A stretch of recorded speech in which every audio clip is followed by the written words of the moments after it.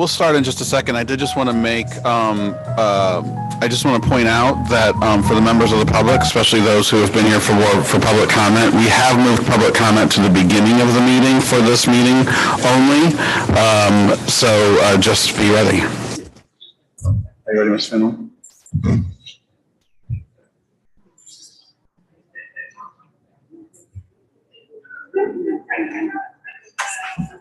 Yeah.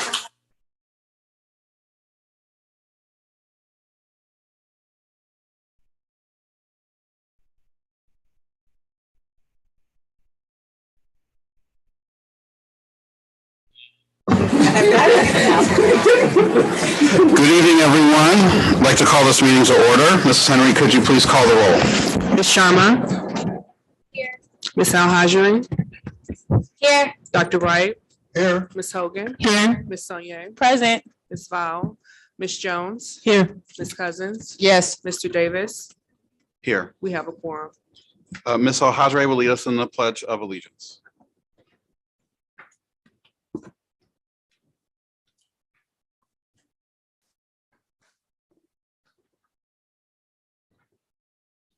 I pledge allegiance to the flag of the United States of America and to the republic for which it stands, one nation, under God, indivisible, with liberty and justice for all. Mrs. Saunier has the spirit of excellence for this evening. Tonight, the Spirit of Excellence spotlights a family undivided. On Sunday, November 7th, students from Central Visual and Performing Arts High School, Collegiate School of Medicine and Bioscience, SLPS staff, and the St. Louis community joined to honor lives lost, the wounded, and each other. Family Undivided was a celebration of life and a call to action. The afternoon started with a march for justice, calling for more protection in schools. The march concluded at Central VPA football field. The Central VPA dance team performed. Ms. Keisha Akers, mother of Alexandria Bell, and Steve Kuska, husband of CVA teacher Jean Kuska, both addressed the crowd. The event ended with a lantern release. There has been no shortage shown to our SLPS community, and we would like to thank everyone who came together to make this happen. Ms. Fowles emailed me and requested an excused absence. She had a family emergency, so I would move to excuse the absence of Ms. Fowle. Can we have a second? Second. And we'll do a roll call. All in favor? All in Aye. favor, please say aye. Aye. All opposed, please say no. The ayes have it. Ms. Henry, could you please indicate through the minutes that Mrs. Fowle has an excused absence for tonight? We have two minutes to approve, October 11th and October 25th, 2022. Can I get a motion for approval of those 2 minutes? Motion to approve October 11th and November, October 25th. October 21st, Second. 25th. Second. So the motion is to approve the minutes for October 11th and October 25th, 2022. Is there any discussion? Mrs. Henry? Dr. Wright, Yes. Ms. Hogan. Yes. Ms. Saunier. Yes. Ms. Jones. Yes. Ms. Cousins. Yes. Mr. Davis, Yes. motion passed. We now move on to public comment. Mrs. Henry, do you have that link? Do you have the list?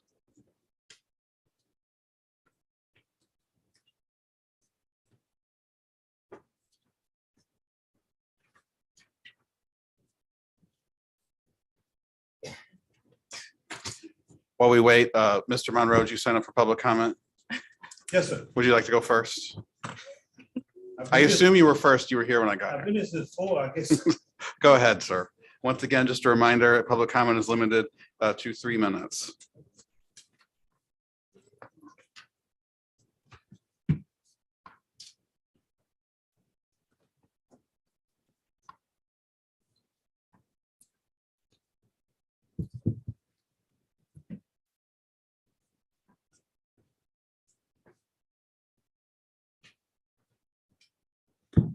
I'm keeping with your 3 minutes, Matt.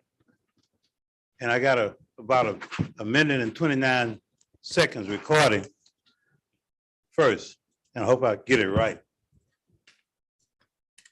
Board of Education.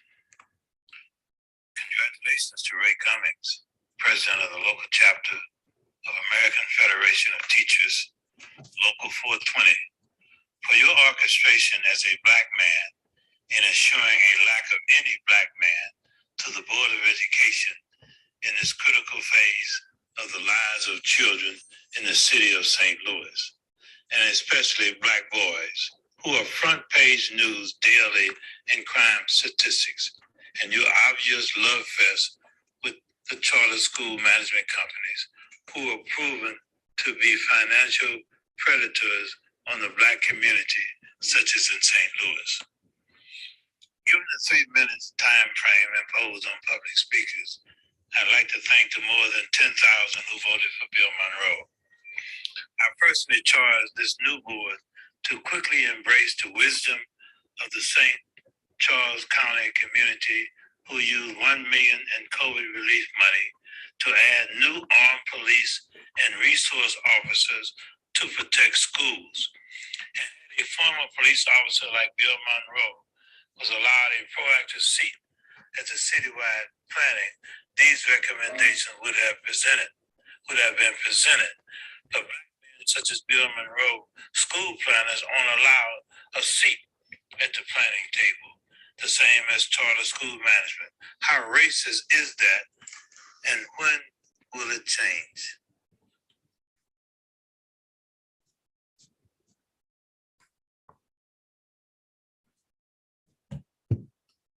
I'm speaking to our administration right now. There is this millions of dollars American Rescue Plan money where we can save schools and save the lives of children, especially our Black boys. And there are enough buildings, vacant buildings, where this money can be utilized to save schools. I've asked the Board of Education for more than a decade for help in Harriet Tubman, and I'm grateful and happy that somehow or another this American Rescue Plan money will come into play. And Bill Monroe is asking for $16.5 million to save 3 schools, Banneker, Beaumont, and another. Beaumont to be utilized as Harriet Tubman Preparatory High School and Career Center, and Banneker as a female dormitory to help our young ladies and give them an option. So I'm asking that those of you on the board that handle the property, Bill Monroe is asking for at least 2 school properties to go along with this $16.5 million that I'm asking our mayor to give us, where we can save schools and save lives of our children. Did I get it right? 3 minutes, Matt? 308. 308. Thank you, guys. Next up is Miss Tracy Clark Jeffries.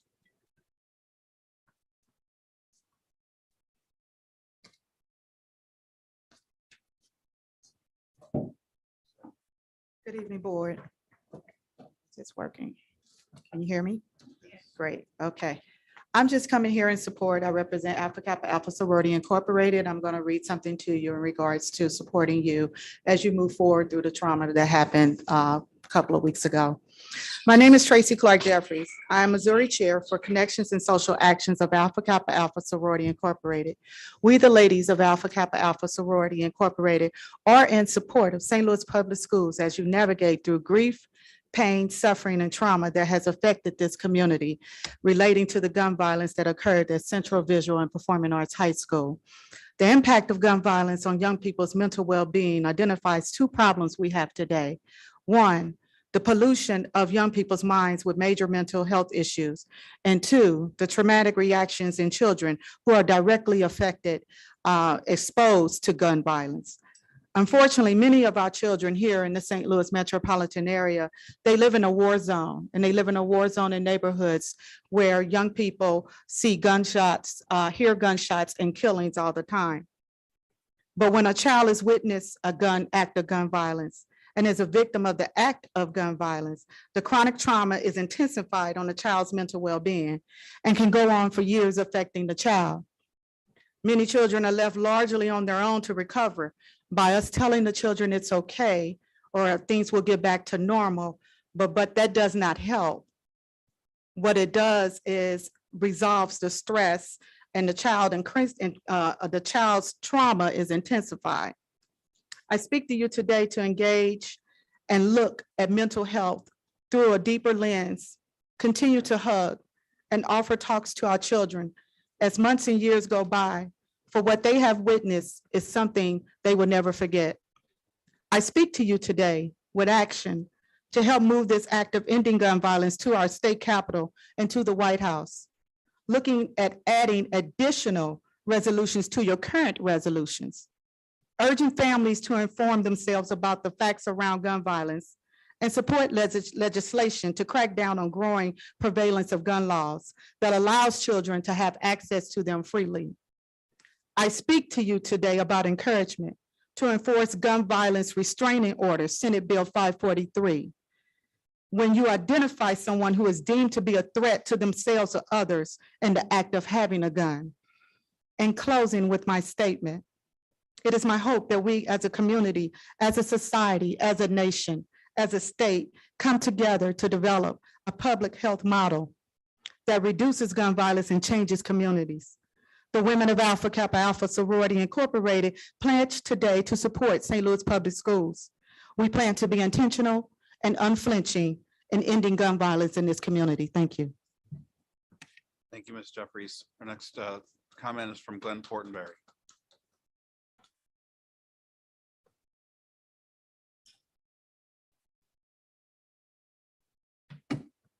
Good evening, good evening. Wow, this is different for me. Anyway, my name is Glenn Former. I'm with the Black Development Network. We also with a company named The Gift of Divine. I grew up here and I've been gone about 40 years and I'm coming back and to do something to my city and I'm coming back to eliminate poverty. What I'm asking the board for, if you got my forms in front of you from Black Development Net, I want to buy five elementary schools from your board. I would like to have them sometime in the early part of next year. And the reason I'm buying these elementary school, because we're going to put scientists in every last one of them rooms, 85 rooms, 85 scientists.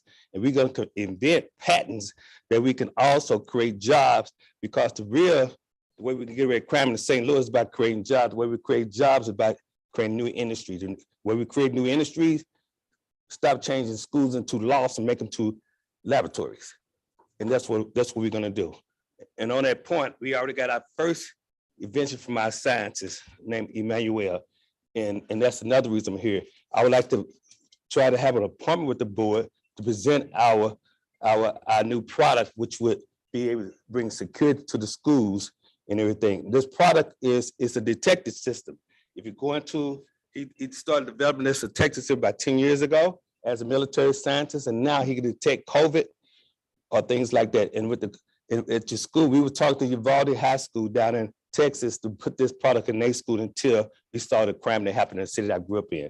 So I want to come here and present that whole technology to this school. It would make sure nobody coming with guns. It would make sure nobody coming in with any kind of disease or any kind of abnormality. It would register and let you know how that product works. And this is and that's what I want the schools for. So we can have 85 scientists bringing in new patents, bringing in new industry, so we can create about 100,000 jobs in the next 20 years. You see, that way we eliminate poverty, we eliminate crime.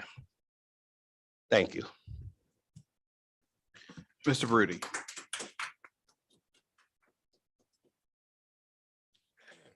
Good evening.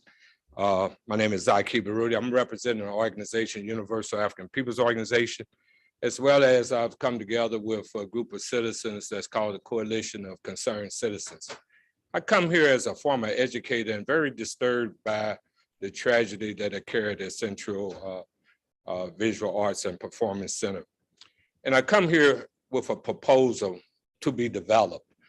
And that concept, because too many times in the homes of our children, we do not have the images of engineers, chemists, architects, biologists, and et cetera.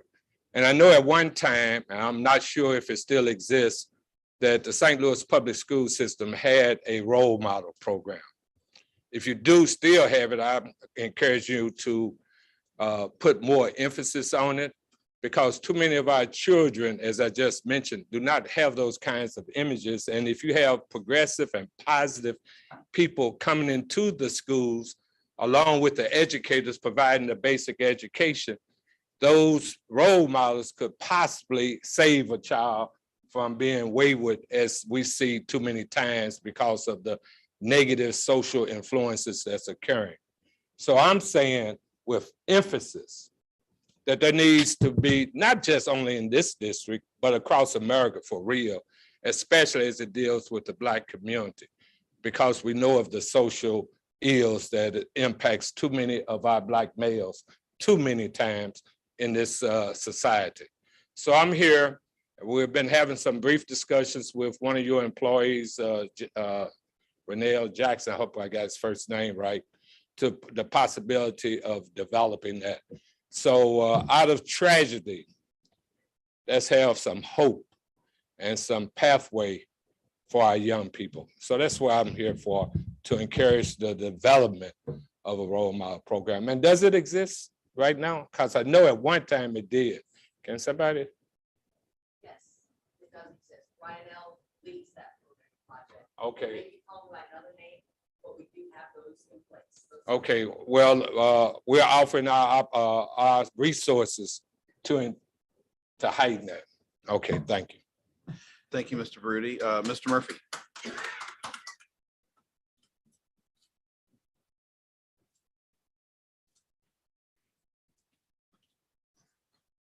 Good evening, board, and welcome to the new members.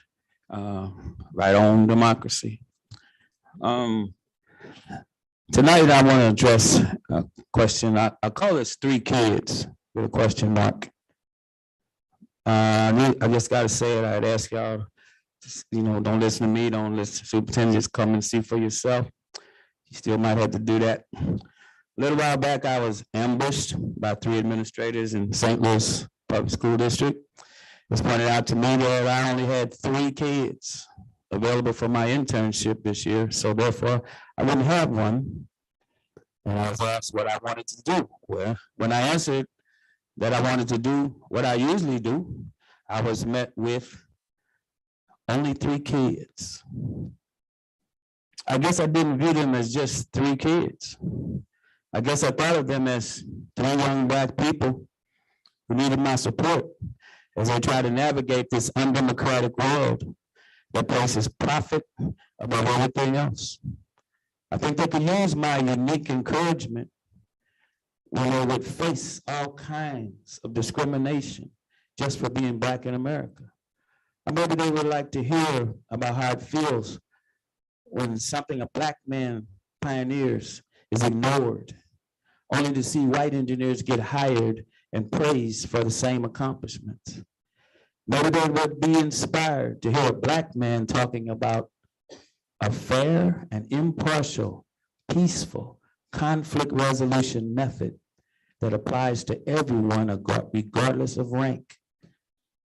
When I asked why an administrator would not be held accountable for not responding to my emails all summer, I was told that was the past. Believe it or not, with both of these examples, I was at a loss for words.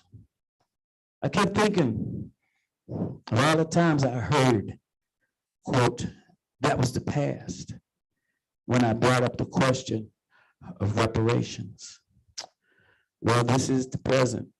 And I think we recently found out a few weeks ago how little time we have to protect the lives of 3 kids. Thank you. Ms. Murray. Ms. Murray?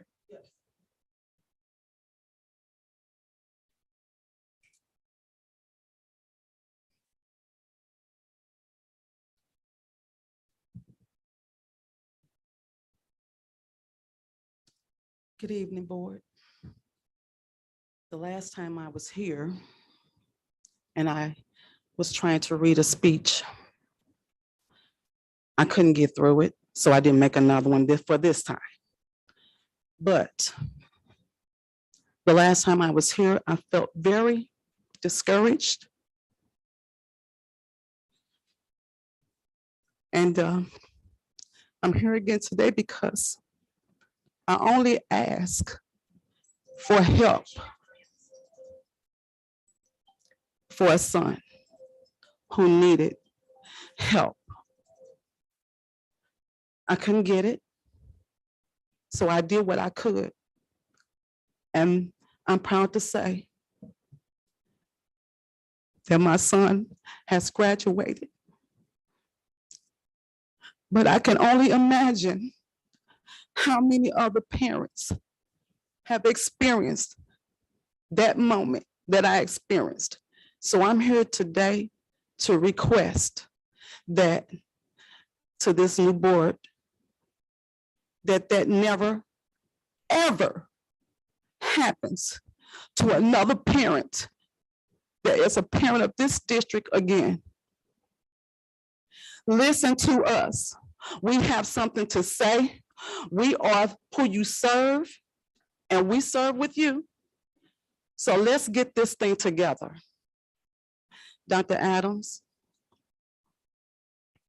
I appreciate you and your services to this district, but I must request one more favor of you before you leave. That you, I, Dr. Williams of Beaumont, and I believe the other lady may be turning over, her name is Dr. Williams as well, get together, because Beaumont, we cannot lose Beaumont, and I am very concerned about its future. So will someone please contact me that we can get together, because there is a concern over there that needs to be met. I come in that building, it's beautiful, but we are lack of students. Board, thank you. Dr. Adams, you will be missed.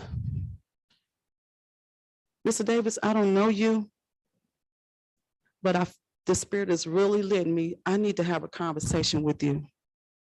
Thank you. Thank you, Ms. Murray, and that concludes public comment. Dr. Adams.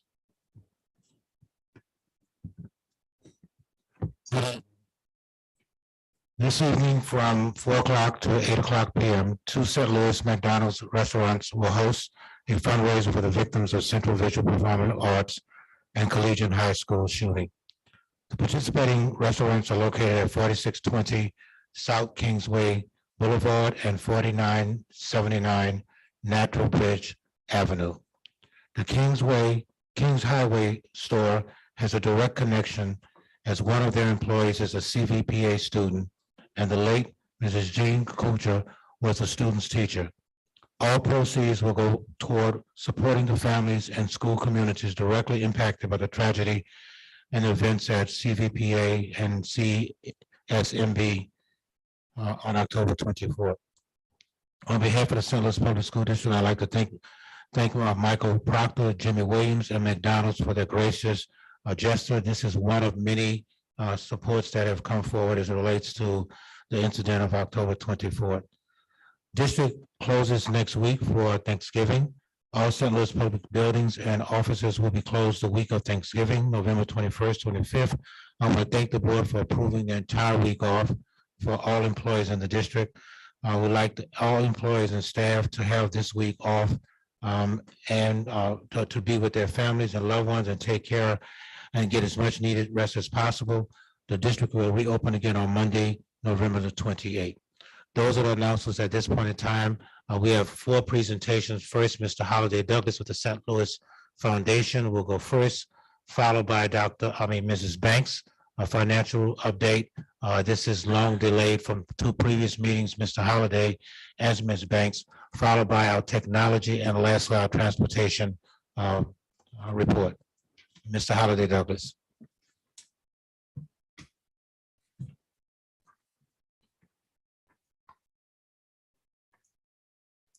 Good evening, everyone.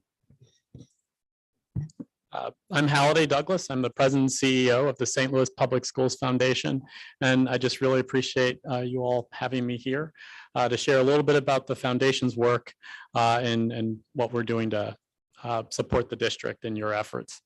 I think before we get started, we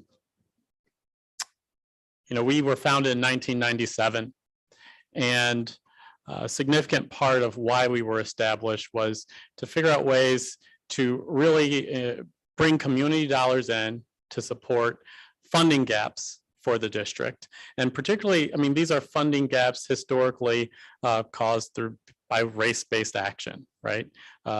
Segregation, segmentation, things of this nature, which lowered the value of property, which then left fewer resources for us to educate our kids.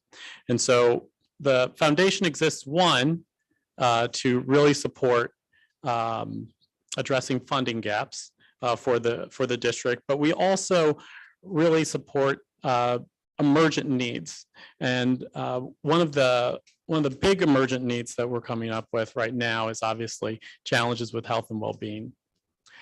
A third thing we do is we really partner with folks in the community who live outside of the city, who don't have their students attend St. Louis Public Schools. And that's a conversation that's really focused in on making sure everyone understands that, our children are not needy, they're needed. And oftentimes in this realm of philanthropy, what we have is people, frankly, who, throw money at challenges to throw away their guilt. And so what we do is we also cultivate relationships with like funders to really educate them on, how to put their dollars to use. And I think all of us agree that there is no greater cause than public education and really supporting St. Louis Public Schools, which is the second largest district in the state. Cheryl? So as I said, we have funding gaps, and as you can see, there's significant implications in terms of cost per child, student-teacher ratio. Right now, St. Louis Public, I believe the average caseload of the clinical worker is 100 students more than a neighboring district like Clayton. When we talk about significant challenges with health and well-being in our district, we have to come with the reality that our resources are not going or unable to go far enough, and that's why the foundation's here to support those efforts and just meeting basic needs, but also strategic ones.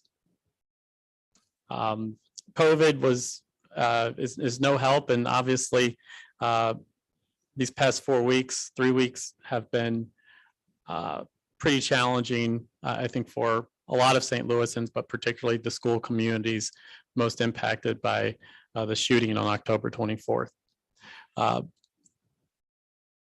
At the foundation, we do have really two big primary focus areas.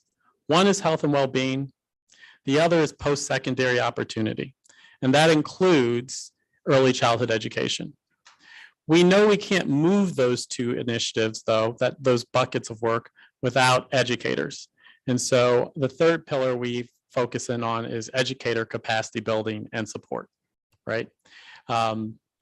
There is no sustainable change work happening or education work happening in the district if there is no sustainable workforce.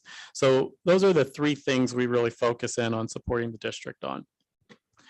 These are essentially mirroring the priorities, the current priorities, which are 5 in Transformation Plan 3.0. I know 4.0 is out or is close to coming out. And we work close hand in hand with the district leadership to make sure that alignment happens. One of the last things I'll say about the foundation is we have a 3-pronged approach. We co-design initiatives, again, focused on health and well-being and post-secondary opportunity with district leadership. And this year, we're also going to start bringing in panels with lived experience. So panels of teachers, youth, nonprofit leaders, and really any user group, like those most impacted by the challenges we're facing in our schools, will have a hand in co-authoring the solution to those challenges. That's part of our process, our design process. So we design and incubate an idea, a proven or promising practice, and then we spend the next year refining it. So taking whatever is working from this initial launch year and actually codifying it into a practice that can then be scaled in year 3. So that's kind of our process. That's kind of our purpose. The slides are up there, but are there any questions? Thank you, Mr. Douglas. The board, questions?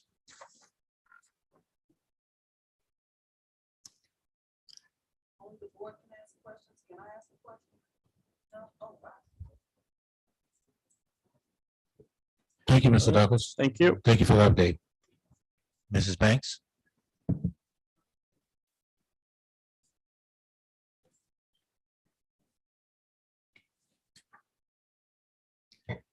Good evening. I will be brief tonight as the financial update is a bit dated, as you are aware.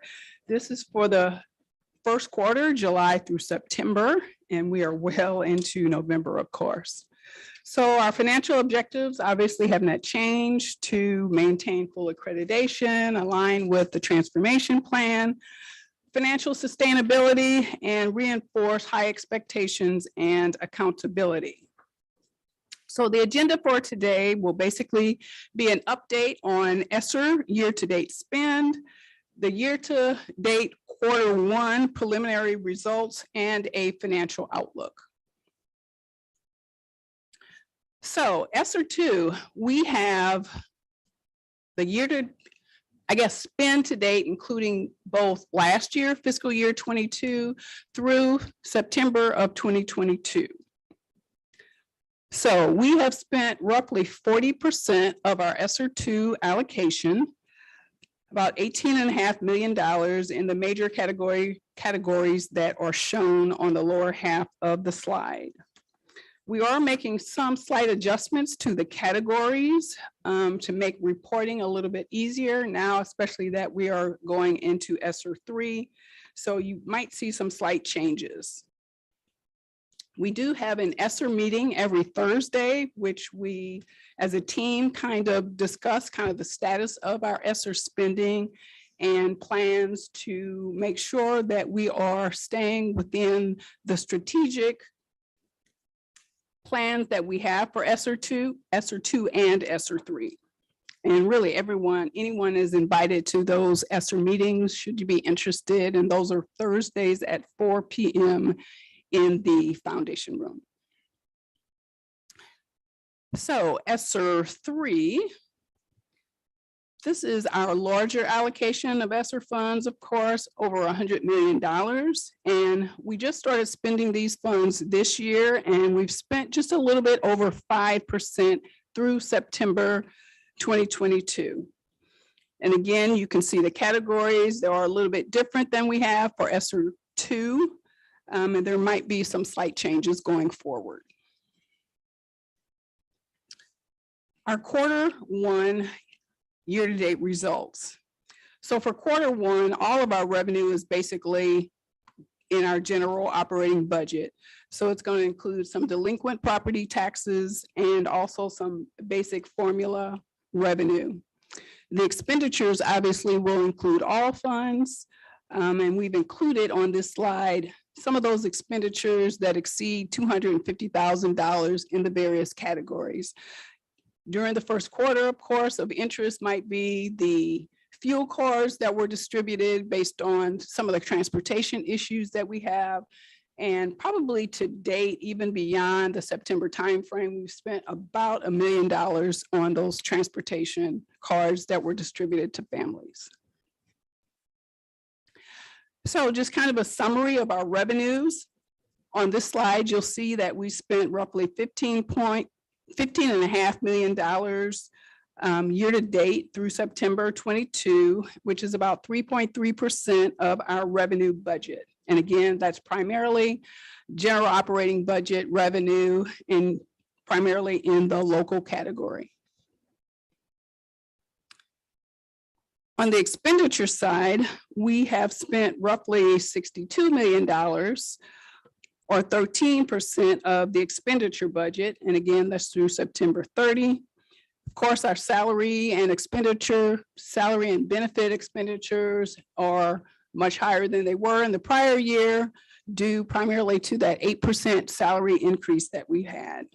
You'll note that in the long and short-term debt, there's a negative, and that's due to a federal credit for our bonds. So a few finance updates. I wanted to really remind the board about the updated procurement requirements that you all approved in August. And basically, this was an increase to the contract services as far as the thresholds are concerned. As you recall, there was a $15,000 threshold where Dr. Adams he could approve up to that amount. Well, as we went through with legal to see all of those requirements and the statutes, we were able to actually get an increase, or at least what you all approved were for contracts and services, a threshold increase up to $50,000. So what that means is that those items that are less than $50,000 would not necessarily have to come to the board for approval.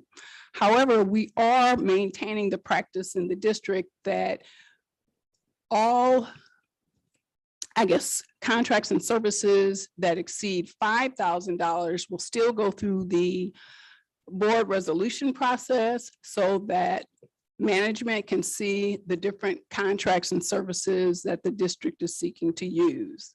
Now, for the goods and materials, the threshold is still $5,000, and that is per the statute.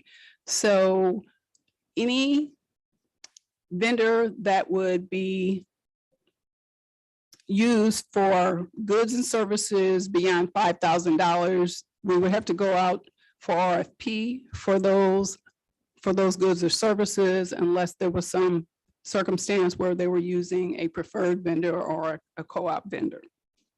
So I know that was a lot to say, maybe a lot to understand, and it's really hard to explain to staff. So we're really kind of rolling this out slowly. We do have documentation, but if there's any questions on that, I'd be happy to talk to anyone about that further. So, of course, we are in full throttle mode on the $160 million for Prop S, which I'm sure you will continue to hear a lot about that. In addition, of course, our ESSER 2 and ESSER 3 funds. We're doing quite a bit of planning for those funds as well. And we also have quite a few number of new funds this year that have been approved. So we are quite busy in finance, and we are looking forward to doing some great things to move the district forward. Questions for Ms. Banks at this point in time? Just want to remind the board, if there are no questions, that we do have the audit that we'll be bringing back to the board on December 13th for you to approve, and it does have a timeline that has to be completed by the end of December 2022. So just a reminder relative to that. And I think the audit committee is receiving those recommendations on December 11th. That is correct. Thank you, Ms. Banks. Thank you. Technology, Mrs. Benoit.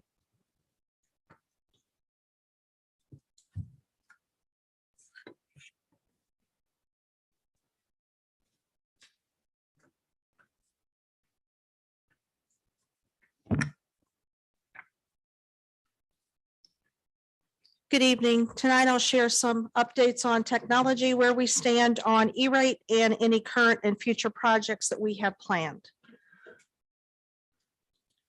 Currently, we are in the third complete year of providing one-to-one distribution for iPads for our pre-K to 8th graders and laptops for our 9th through 12th grade students. We began that initiative in the spring of 2020, brought those back for the summer, and then did complete distribution in the 2021 school year, 21-22 school year, and 22-23 school year. Currently, we have 92% of our students with a district device that they're able to take back and forth from school to home. 3% of the students opted out. The families could provide their own personal device for their use, but the students do have a device to use in the classroom on a daily basis. They just don't take it home in the evening. Another 5% of our students either have an outstanding fee that they haven't started a payment plan on, or they haven't returned the device from previous distribution. So like the opt-out students, they have devices that they use at school, but they're locked up during the evening and they do not go home. If they start a payment plan, or if they return their previous device, then they are then allowed to take them back and forth like the 92% of the other students. We continue to offer hotspots to those that need them. However, since 2020, March of 2020, at that time, we had 6,000 hotspots. Individuals have upped their own internet speed, so we don't have a high of a need for hotspots anymore. The recent iPads that we purchased include a hotspot inside of those. So we have a very low number right now, about 250 high school students that still need the use of the hotspot. In the spring of 2022, we were able to successfully replace over 2,500 Wi-Fi appliances in every classroom, auditorium, common area, and gymnasium. The original devices that we were using were installed in 2012, And we were able to fund the replacement through E-rate funding that I'll speak about in a few minutes. E-rate funding allows us to only pay 10% of the cost, and the federal government pays the 90% for those devices. We've updated our bandwidth to the internet from all locations, and we're constantly monitoring to make sure that we're not causing a bottleneck with our district usage. At this point on a typical day, we're only impacting about 60% of the allotted speed. With the dedication of ESSER II funds, as Ms. Banks just talked about, the technology department provided additional SMART and Promethean boards to classrooms in the amount of $2.7 million.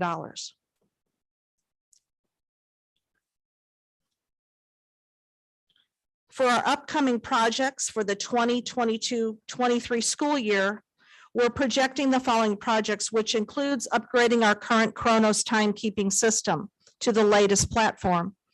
This will include a replacement of all of the clocks across the district, along with a new cloud-based software program.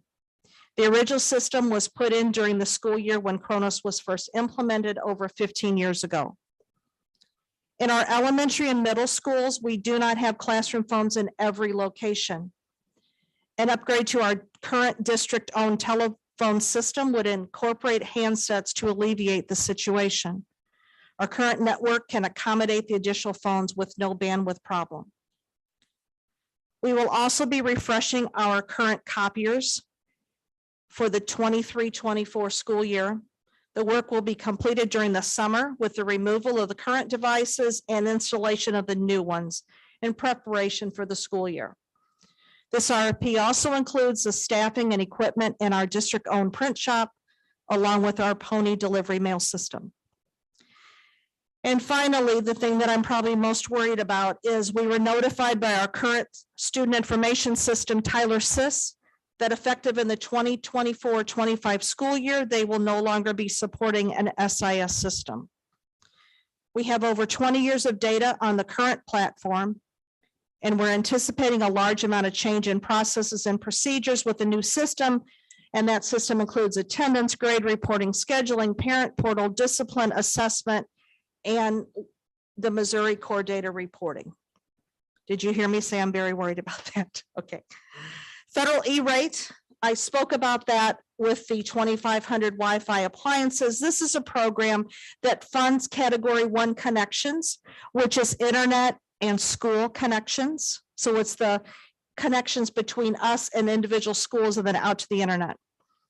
It also funds Category 2, which is the maintenance to support that system.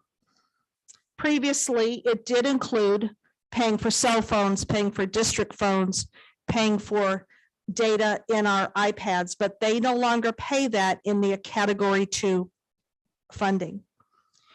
For the current year, which is the 21-22 school year when we submitted it, we are still waiting on approval to upgrade the core network in this building to the latest and greatest hardware.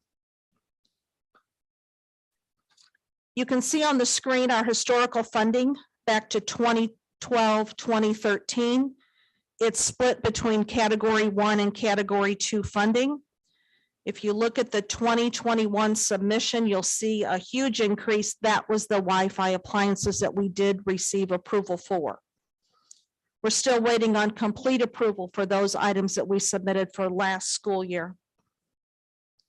The 22-23 funding year is upon us, but they have not noted when it will be due. It's typically in March. So we will use the same timeline that we have used in previous years in order to apply for similar items that I talked about in Category 1 and Category 2. At this point, I'll be glad to answer any questions. So I have some questions about the Tyler technology system going out. What does it look like replacing it? Because clearly that's a process that has to be started this school year. So Tyler is working with, let me start back. There are basically two competitors in the student information system. It's Infinite Campus and it's PowerSchool. So in the notification that we received from the Tyler Technology Company, they have worked to deal with Infinite Campus for us to go with them at the same rate that we're paying Tyler right now. Tyler Technologies is the preferred vendor for the state of Missouri.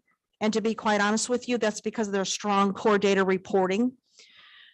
So Infinite Campus has made a commitment to upgrade their core data reporting to match what Tyler is offering right now. I don't want to be the first school district to go with Infinite Campus, and I don't want to be the last. So we're working on a timeline of possibly starting in the 23-24 school year for scheduling for the 24-25 school year. So the scheduling for next year, as we look at it, will continue with Tyler. And I want other districts to find the mistakes and us to learn from their experiences. So that's my timeline right now. Okay, and so are you currently, because I know there are other school districts in Missouri who are currently using Infinite Campus. Have you had any conversations with them about what the system looks like currently? Very preliminary discussions. We've been on a couple Zoom calls. Everyone feels the way I do. So there isn't much to share right now, but I think my focus would more be talking to the people that go live next school year to find out how we cannot make those same mistakes. So in terms of, is DESI going to then, because I know in the past, we have not bid this and it's kind of a significant ticket item. But we didn't bid it because it was easy to plug into DESI because that was their recommended. Are they looking at making a recommendation? I'm sure they will, Mr. Davis. I was actually on the committee that selected the system for the state, I want to say 9 years ago. So I would imagine they will open that up, or they may honor the offer that Infinite Campus is making to all Tyler vendors right now, clients right now, and just move that over. If they do talk about having another RFP from the state level, I will certainly request to be on that again. Yes, my question is in regards to upcoming projects. That I understand you to say that we will have phones in every classroom. So currently, we do have phones in every high school, but we do not have phones in every elementary and middle. We have some depending on the age of the school. So this upcoming project would give us the ability to give that to all classrooms. Okay, thank you. Thank you, Ms. Leonard. Thank you. Lastly, Ms. Ekanor has laryngitis tonight, so Mr. Watson is going to provide the transportation.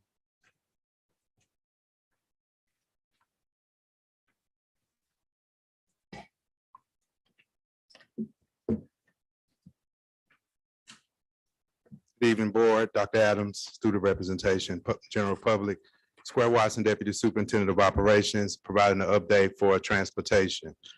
The first slide shows where we currently are, the state of where we are in regards to our breakdown of the number of buses that we have, both regular and sped, totaling 215 buses.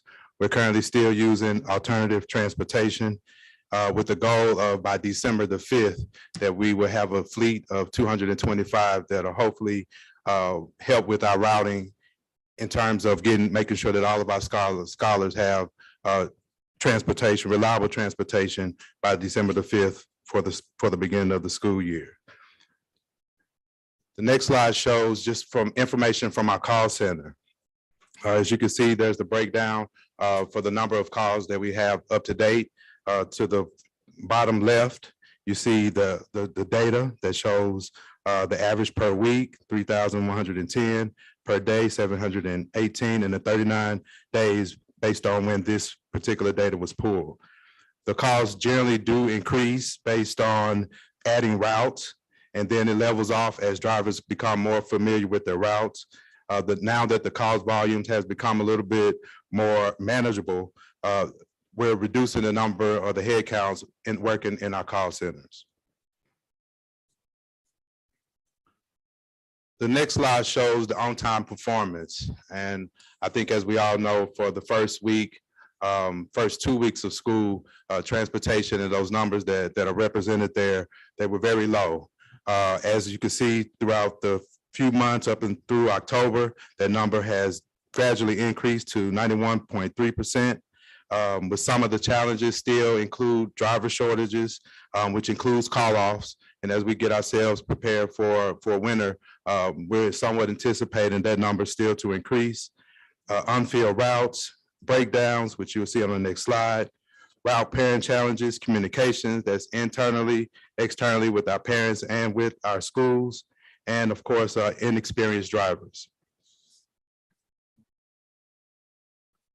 At this point, I open it up for any questions. My question is in regards to the electric buses that we applied for. And I want to know, did we receive the grant? And how will those, I think it was 15 buses, how will it benefit the district? And I also would like to know, since we have a contract with this bus company, Missouri Central, and they did not completely fulfill their obligation to the district, because when you hire a vendor, you would have the expectations that they would provide a particular level of service. And so are we going to get a discount, or how does that work? So I'll answer that if you don't mind, Mr. Watson. We don't pay them when they don't provide the service. So we will get a discount based on the fact that they didn't have enough buses to provide services for us. The challenge for us is that we're paying other ways to get kids to school, like gas costs and those things. So it will likely not be savings in the category of transportation, but a savings in terms of what we pay to them. But our costs will likely be around the same because we're paying for bus tickets as well as the gas costs that we give to families. So we literally, quite frankly, as of, and Ms. Banks can correct me, we still have not received a bill from Missouri, from the bus company over the last 2 months. We didn't get a bill in August or September. I'm not sure, Ms. Banks, if you want to give a quick update, have we received the bill yet? Yeah, we have not paid any money to them since the beginning of the school year because they realized the challenges and did not bill us at all at this point in time. Now, don't get me wrong, they will bill us, okay? I just want to be clear about that. They just have not at this point in time. And we've asked for the billing, but they have not provided that to us yet. Okay, and I still want the information about the electric buses, because I was really hoping that it would be a benefit to the district. And did we really receive the grant, and how will it benefit us if we did?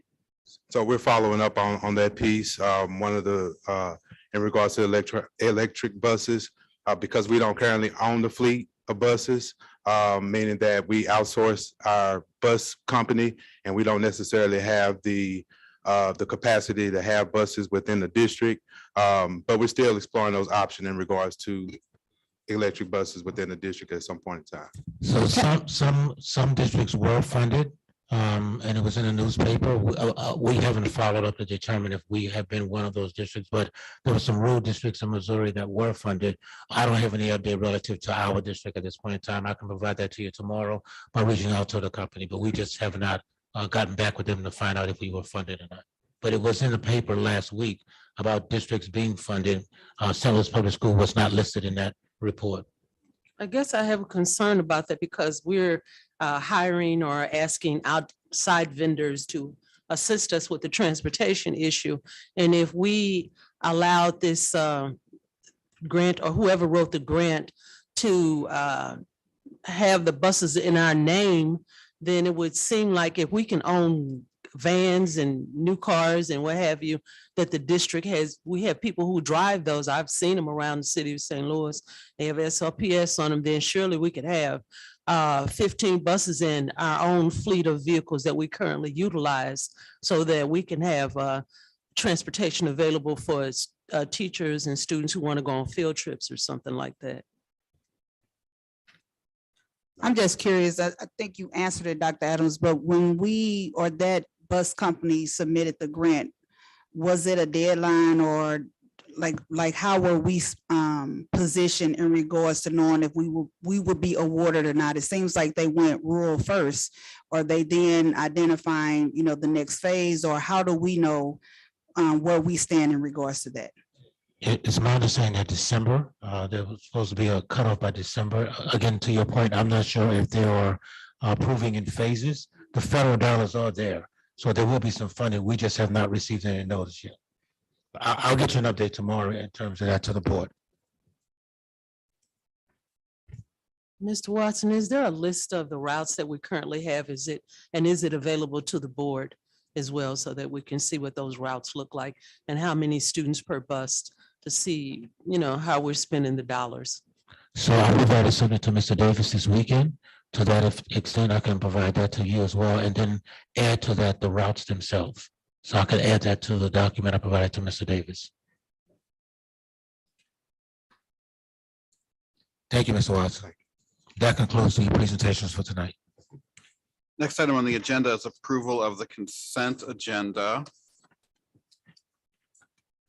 Are there any items that any individual members would like to take separately?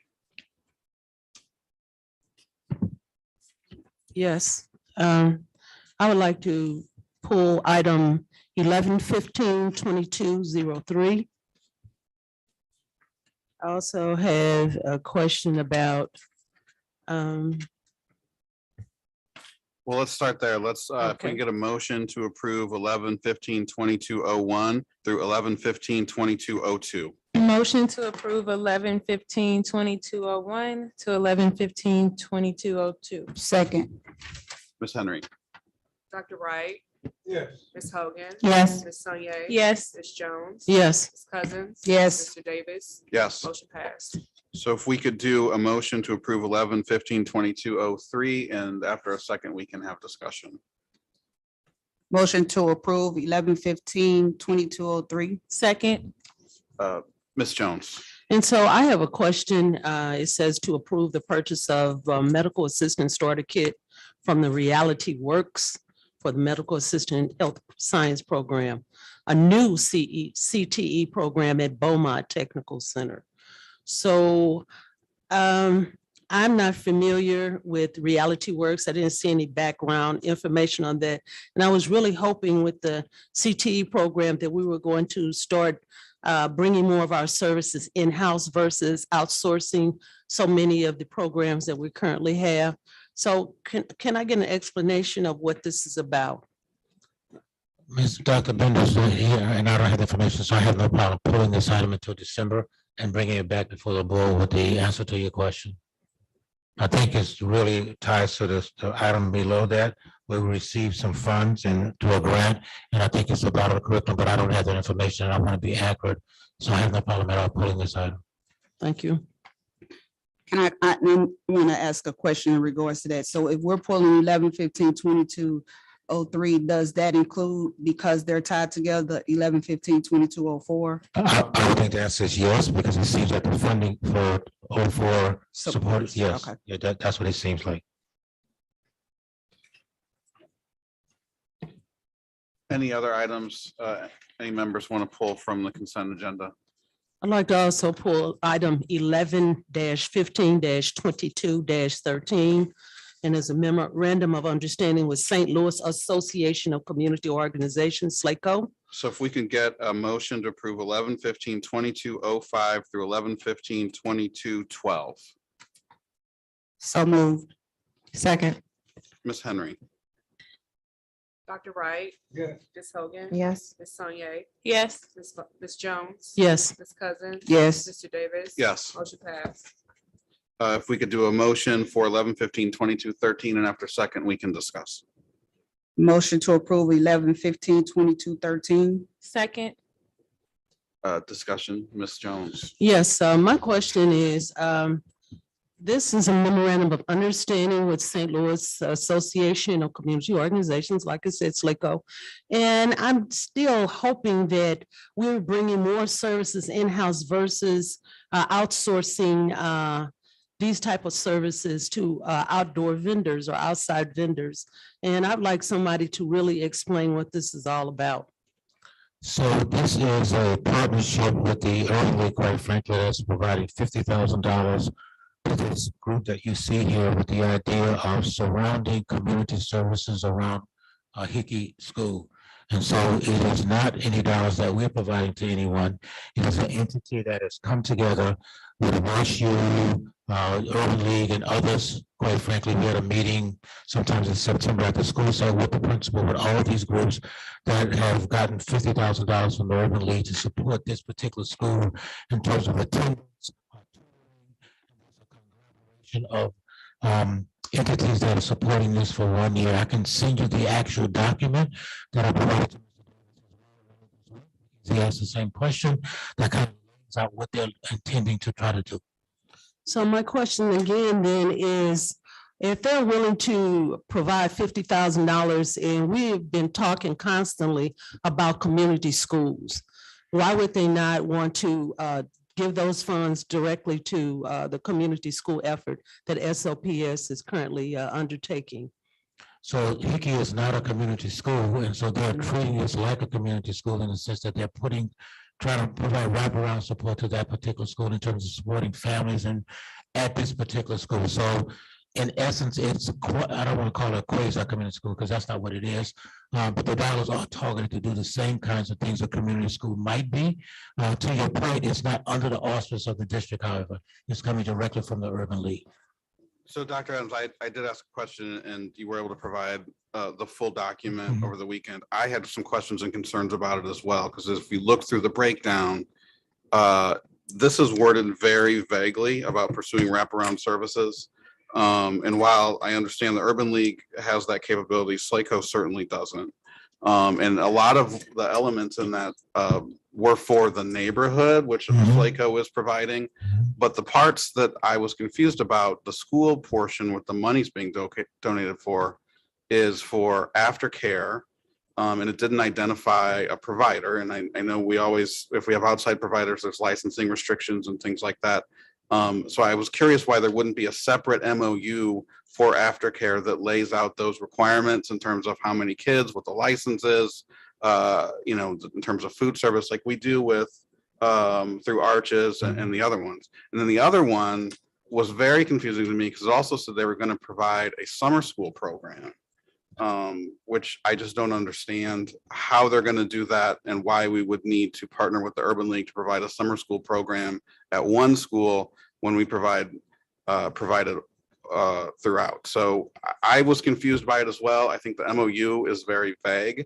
The description that you provided us was more specific, but it actually raised more questions for me than answers. So can we complete this item as well and get the answers to the questions that the board can feel comfortable with? Again, this is not an effort that came to us on our own effort. That came to the principal. We felt comfortable with this group trying to support him in terms of increasing attendance and enrollment and those kinds of things. So we'll come back to the board at the December meeting after get all of the questions that the board needs to have answered. Not a problem at all. Thank you. Any other items to pull? I'm sorry. Go ahead. I don't know if yours is before mine. Mine is about similar to what you were talking about, Matt. It's for 11/15/22/19. Okay. Did you have a different one than that? Yes, I do. It also would be 11/15/22/23. Okay, so let's go 11/15/22/14 through 11/15/22/18. If I could get a motion for 14 through 18. So moved. Second. Ms. Henry. Dr. Wright? Yes. Ms. Hogan? Yes. Ms. Sonier? Yes. Ms. Jones? Yes. Ms. Cousins? Yes. Mr. Davis? Yes. Motion passed. And so if we can get a motion, a second for 11/15/22/19, then we can discuss. I'll move to approve 11/15/22/19. Second. All right, Ms. Sonia. So I think my question is similar to what Matt was asking about earlier.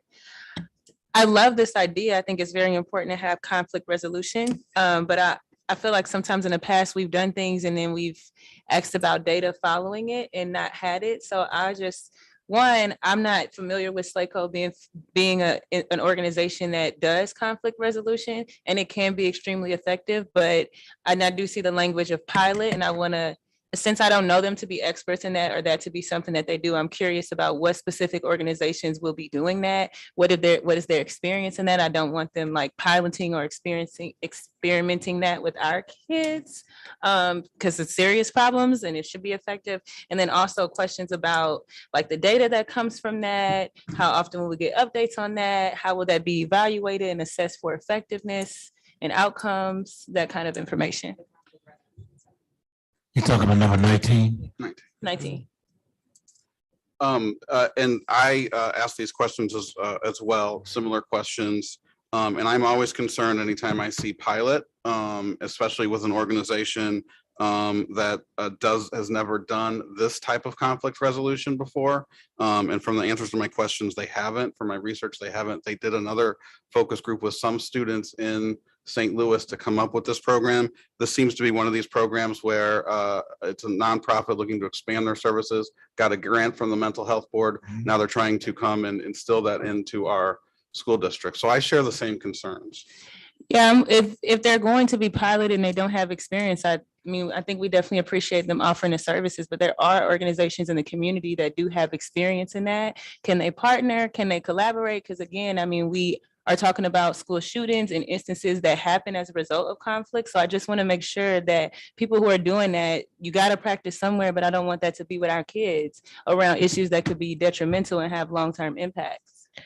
My question, Dr. Adams, and maybe you can answer it, because St. Louis Mental Health Board created and piloted. So is it being ran by the St. Louis Mental Health Board through Conflict Resolution Center? I don't have the answer for you right now. Okay. And this is item likely going to be pulled as well. So I'll take the questions from the board and obviously come back with responses. Dr. Bond is not here. He and I did have a conversation relative to this. I just don't have my notes in front of me. So I have no problem at all pulling it. Okay, and also just for me personally, if it is a situation where they're piloting it, I definitely would like them to come back with us with organizations in the community that have experience with that they can collaborate with. So what I like to do for all of these, if there's some very specific questions the board might have, then I can kind of work to try to get those answers specifically that you might be addressing. Okay, all right. Thank you. All right, Ms. Jones. Item 1115-22-23, a sole source contract with Adolescent Adjustment Center. I guess I want to get a better understanding of this this vendor. They're talking about providing a private placement services for special education students. And I mean, I tried to look this organization up and get a background on their services and their success rate, that kind of thing. So can I get a little bit more information about this one? Sure, I do know about this one. This is a vendor that is providing services for high needs, special needs students that are not able to be provided in the state of Missouri. To identify this entity, success based on DESI's recommendation, but we have students who, as you might imagine, who have high needs, and those needs cannot be met by anyone else in the state of Missouri at this point in time. Okay, so where can I find background data on this particular organization? I can get you the at this point in time, this contract is supporting 2 students at this point in time that we have so they were in-house at one of our schools. I'm trying to be very careful in terms of information, but we were not able to provide any services anywhere in the state of Missouri at this point in time. So is this a mental health group or? I don't want to call it that. Right. Special needs is a terminology that we list here, and that's the terminology I like to stick with for this conversation. Okay. I can provide you offline very detailed information, Ms. Jones, relative to this one. All right, thank you. Okay, so if we could get a motion to approve 11-15-22-20 through 11-15-22-27. So moved. Second. Any further discussion on these items? Mrs. Henry. Dr. Wright. Yes. Ms. Hogan. Yes. Ms. Sonia. Yes. Ms. Jones. Yes. Ms. Cousins. Yes. Mr. Davis. Yes. Motion passed. We now move on to board member reports. I first want to do a committee report, and I would like to do the legislative committee because I am going to ask for a vote on the legislative platform. The legislative committee has recommended that we approve last year's legislative platform with the addition of five key points. One is to support collaboration with the city of St. Louis and revitalization efforts that will benefit district students and families. That's under the tax incentive portion. Also support legislation capping tax incentives in certain areas or any legislation that provides greater equity and transparency in the tax incentive procedures.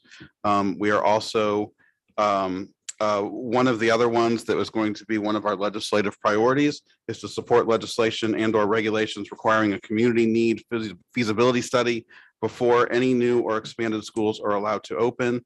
And the final one is just to include an item that we did adopt the language last year, but it was never included in the priority document, which regards to the rash of educator censorship bills that were filed last year in various forms, just language reaffirming that we that we commit to teaching complete and accurate history. So are there any questions about the legislative priorities? Maybe it's already there somewhere, but didn't we talk about adding some things around gun legislation? We did not talk about that in the legislative committee. We had a discussion yesterday with some legislators. And I think at this point, in terms of our formal priorities, we're going to leave that off. But that's not to mean that that's not going to be a discussion that is going to happen. And in fact, we are, the Parent Action Council is already planning another day of action. And there is no doubt that that is going to be probably the #1 focus of them. So you're saying you want to add it later for me? we'll add it later. Now, it's still, we still do include, so our priorities are going to be this new one of supporting a community needs feasibility study that takes the place of what was the funding portion regarding charter schools and directing funding to charter schools from the district. House Bill 1552, we took that off since our compromise passed. We were changing that, and then we are still going to have the priorities of trauma and homelessness. So those 3 priorities. So we've always kind of couched the gun violence Under talk trauma? under trauma because, you know, it's the Missouri legislature. Yeah, I just wanted to make sure we're in position to act in case they, you know, I'm sure, I mean, you had the conversation yesterday. I'm sure that the incident that we had is going to cause them to start these conversations. So I just want to make sure that we are in position to act and don't need to come back before a board meeting, get approval and then miss a hearing or a conversation or something. Yeah, I think under the gun violence and trauma is sort of how we cover it. Okay. But there's multiple ways that that's going to be addressed.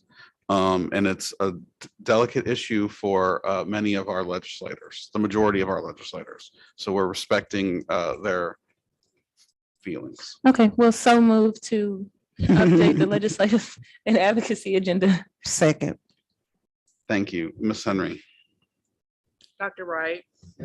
Ms. Hogan. Yes. Ms. Sonia. Yes. Ms. Jones. Yes. Ms. Cousins. Yes. Mr. Davis. Yes. Motion passed. Any other committee reports? Yes. Go ahead, Brittany. Ms. Hogan. You can go ahead. No, you can go ahead. On Thursday, the Equity Committee met. Dr. Williams led the meeting. It was a wonderful meeting as we continue to talk about the district's progression towards an equity plan with many of the leaders with the district. It was very well done. Looking forward to continuing the work.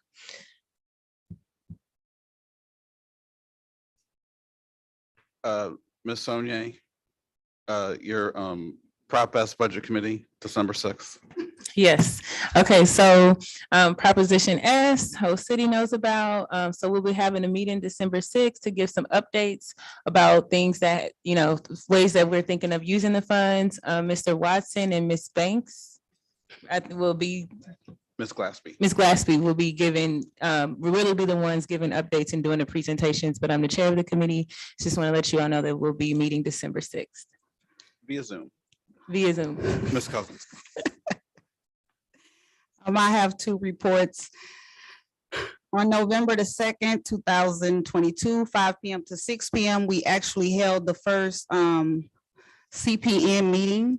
The meeting included representation from the board, that was myself, representation from the union, representation from a community member, 2 teachers, and I think a parent we're bringing in. What we've had the opportunity to do is actually first started with some one-on-ones to see where the those that were part of the past CPN, where they stood, what they were envisioning, and how things they would think or should go moving forward. What we've agreed to at this time is to first, we've reviewed the articles of incorporations, doing whatever amendments that need to be done. Next, we will have elections at our next meeting. Before that, we're working on looking at what the mission statement will actually look like and be, to move forward in filing our official 501c3 documents. We are trying to move the CPN in a direction more so in line with what everything that has been stated before us, ensuring that we're identifying the necessary resources for all of our neighborhood schools is what we're kind of looking at for now. The goal of the CPN right now, moving forward, is first establishing itself. After it's establishing itself, we've identified the members. Our next step will actually be having meetings with the principals and the teachers within the schools that we will be identifying. And hopefully the goal will be to launch some form of a program come the fall of 2023. Next report is on the citywide education plan. We will be having our public engagement meeting tomorrow, Wednesday, November the 16th, from 6 to 7:45 at Gateway MST Middle School, 1200 North Jefferson. What we're still going with is creating a new recipe for everyone to work together to change how we educate and serve the children citywide in St. Louis. The agenda is posted. All are welcome to attend to be a part of the public engagement. I provided the board with two levels of updates as to where we stand and what we've done thus far. September 20, 2002, the update outlines all the different groups, the guided principles that we've had the opportunity to create, where we're standing and how we're moving in this process. This is a front and back documentation, and this documentation will be provided as well in the tomorrow's public meeting. But I wanted you all to have access and see it first. Where are we with the citywide plan for education from June 2022 to present? We all know we agreed and voted on the Carter team in May of 22. 5 work groups and 2 volunteer champions for each work group were identified. A plan was established to build a blueprint for a new education ecosystem for children citywide. The blueprint is a detailed plan of something to be done, a vision and a foundation for action. I cannot continue to express that this is not just solely about SLPS. This blueprint can be utilized for anyone within the educational realm to be able to have a guide and a blueprint as to how we as a city of St. Louis should be moving in regards to education. We are where we are going with the citywide plan for education from October 22 to April 2023. The work groups will meet every month for 2.5 hours. Public engagement and feedback meetings will occur, which is where we are for tomorrow, that we've identified November the 16th. There will be more meetings to come, January 25th, 2023, March 29th, May 23rd, 2023. The work group activities should all be completed by April the 23rd, 2023. The final blueprint is presented and will be presented to the St. Louis Board of Education by July 14th. The second document, again, just provides where we are from November, where we've moved from September up to November, and it has detailed information giving you breakouts as to where and what the different work groups have been able to identify. If there is any questions, I am welcome to ask. Are there other board member reports I want to ask our student reps? I'm sorry, one other report. We have been busy, but I have to say this. I had the opportunity to go to Bryan Hill Elementary School and see the program that they have with the juvenile division. And that program is very unique. And I think that's something that we really need to start looking into for other schools. I think that would be excellent to be a piece of the CPN process. But what I was able to see is the juvenile officers were actually working in the classroom with the teachers, and to see the engagement between them and the students and how the students were really building that relationship, I think is a huge impact. One of the things that I asked the principal if she could change or do anything different, what would it be? And what her hope was is that those police officers would be able to follow the kids into middle school, because that's somehow where we kind of lose that relationship between the two entities. I think it's remarkable to see something like that, and I think we really need to make sure we're cognizant as to what's going on within these schools. And I do want to pray for Bryan Hill and their school, because I know they just had an unfortunate death of one of their students and a parent. Thank you, Ms. Cousins. Ms. Sharma, Ms. Alhajari. Any updates? Don't feel pressure. I just don't want to forget you, Donna. I don't know if this counts as a report, but I would say it would be important to reach out to schools to speak to their students about having the students be on board with the programs that are coming up in schools. For example, my school started programs to improve the mental health of students, such as Character Strong and Sown to Grow. And it's aiming at building bonds between students so they feel like they belong at their school. But unfortunately, a lot of students aren't really on board with it because they see these things as cheesy or a waste of time. But I think it's important to reach out to students and show them that just because you don't feel like you need it, if it helps someone, it's definitely worth it. So they should be more open and encouraging. Thank you. I'll move on to if there's no other board reports, I'll move on to the president's report. Okay. Yeah, so Mr. Strickland is not here, Waquan Strickland, but I really wanted to commend him for his leadership and his work. Our salute to excellence about the event that CVPA and CSNB held. He played a really strong leadership role in that. I got to observe him talking to both students and teachers and parents. I know that he, was our key communication point, having conversations with his principal, with Dr. Adams, with community partners. It's very unfortunate to me. I'm still processing that Black youth don't get to just have childhoods and be normal, that they have to do things around gun violence. But at the same time, this is the world that we're in. And so I am happy to see that leadership, and things don't change if we don't do anything. So I just really, he's not here to talk about what he did. And I saw him, not even 3 days post the incident, putting up such a leadership role. He joined me and Mr. Davis to go to Congresswoman Bush's town hall and spoke spoke so well on that panel. Again, I don't know how that is done following such a traumatic incident, but I was inspired. And I just wanted to commend him and commend all of the students and all of the teachers and all of the community partners who have poured together and come together when, there's a lot of responses that you could have to a tragic incident like that, but choosing unity and choosing leadership is ones that we sometimes don't choose, but I'm glad that we did. I just wanted to say, I was very encouraged with a couple of the journeys that I took. We recently attended a convention in Orlando, Florida. And one of the topics was the adulting of our children. And along the same lines as Ms. Sanier, I'm very concerned that we expect so much from our children. We put so many adult subjects in front of our children that we change their whole perspective on life.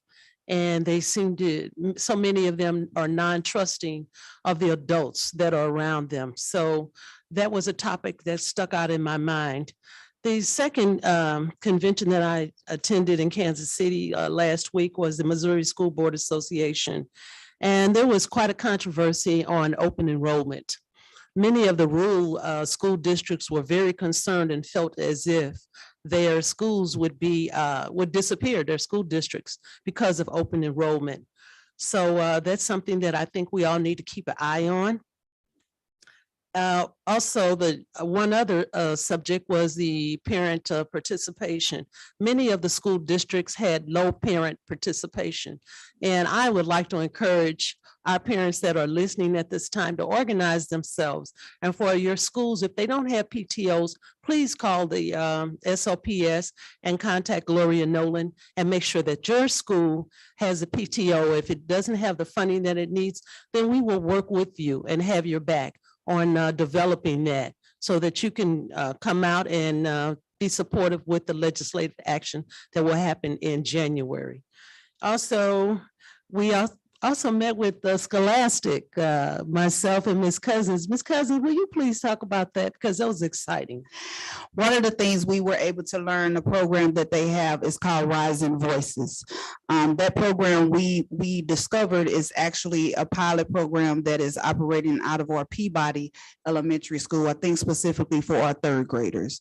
What Donna and I and Dr. Adams, as well as Matt, had the opportunity, and Dr. Williams, to discuss is how do we implement that program across our elementary I think it's a third grade type program. But what's unique about the Rising Voices program is that not only do the kids read and engage about people that look like them, that's related, to them, but it's also a lesson plan where they do a discussion from what they read about as a group. And I think that's really phenomenal for a third grader, to really, because that's really when they start kind of seeing themselves for who they are, where they stand, and how they're engaged into other parts of the community. So we saw that, we learned about it, and we were very impressed with it. So hopefully that will be something that will be launched across the board for the district. And last but not least was another session. The topic was social media. And I don't know if you're like me and you have an 8-year-old who is constantly on social media. And I'm really concerned, like many parents are, and grandparents and people in the communities, because you don't know what the students are actually looking at. For one point in time, if I'm looking at my granddaughter and she knows I don't like what she's looking at, she's hiding the laptop or she's turning her back. So I'm just hoping that we will address that issue more inside of the classroom, because there are a lot of hidden dangers online for our students. Thank you. And I do want to add, I want to commend Donna Jones as well as Natalie Val. When we were in Orlando as part of the great Council of Great City School, I always messed it up. Council of Great City Schools, the board actually had an opportunity to submit a proposal to tell their story or to sit on a panel, and they were awarded, that opportunity. And both ladies basically gave a detailed account of how and the steps that were taken for the board to actually regain its governance.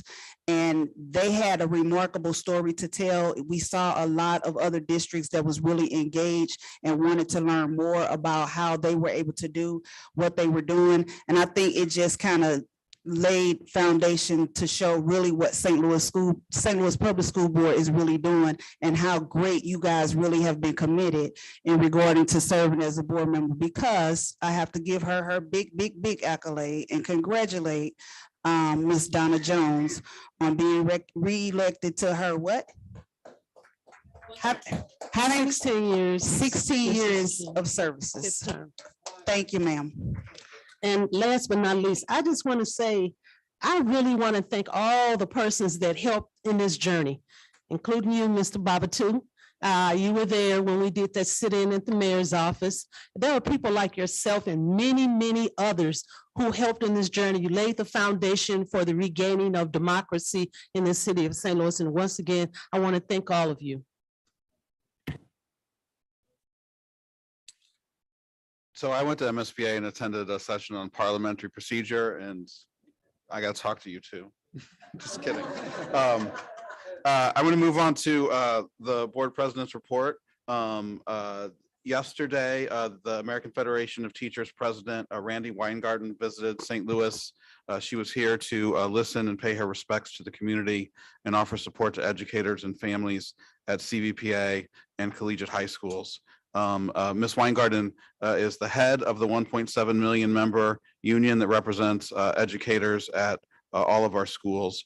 And she did spend time with the family of one of her members, Ms. Jean Kuska.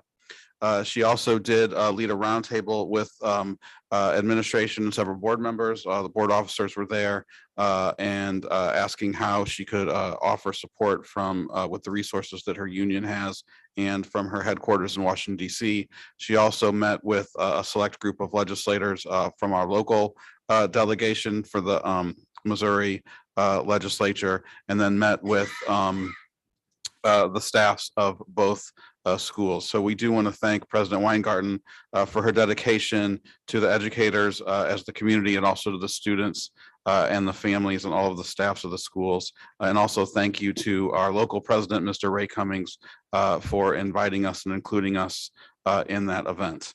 I now have several items of congratulation.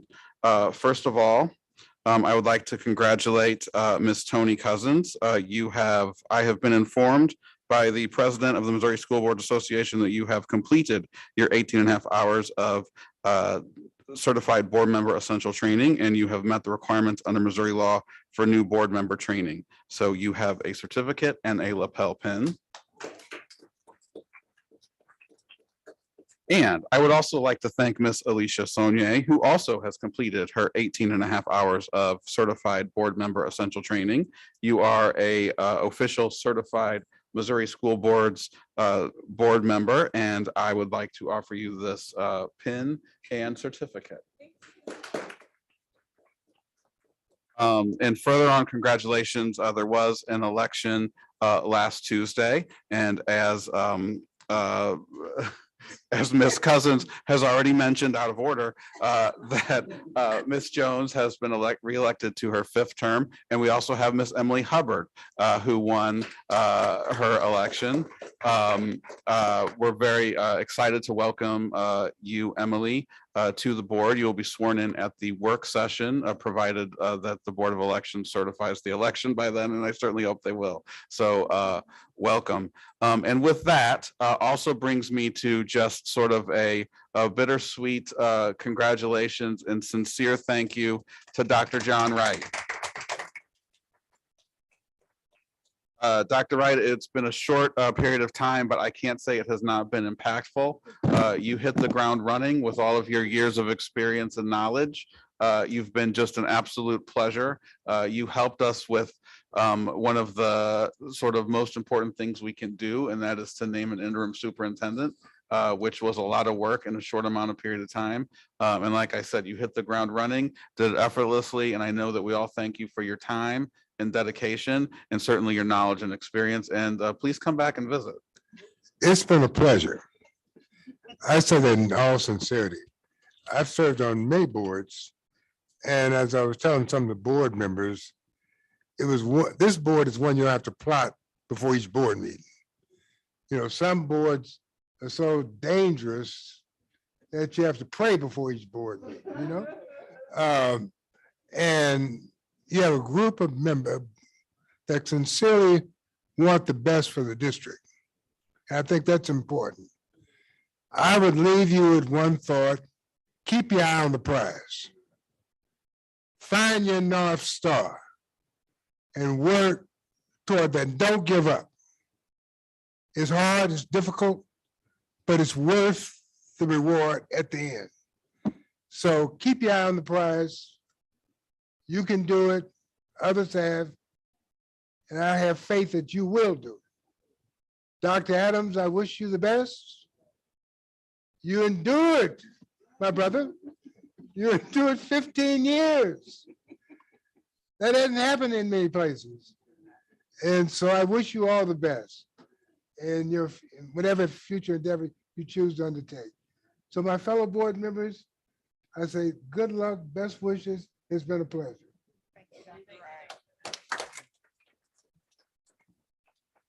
And with that, can we have a motion to adjourn? Adjourn. Second.